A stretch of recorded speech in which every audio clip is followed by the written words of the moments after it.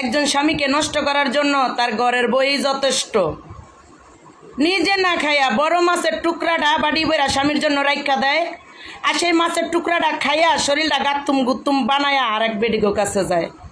কার দোষ? ঘরের বইয়ের দোষ না?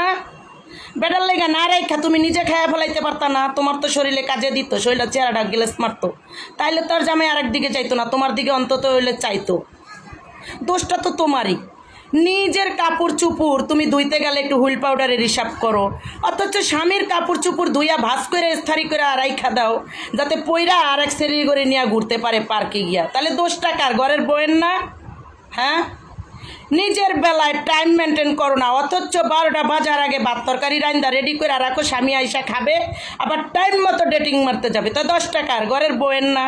হ্যাঁ, তুমি জামার চিন্তা না কইরা তুমি যদি নিজে রান্না বাড়া কইরা তাড়াতাড়ি করে খাইয়া গোসলটা ঠিক মতো করতা, তাহলে তো আর তোমার জামাই আরেক দিকে যাইতো না।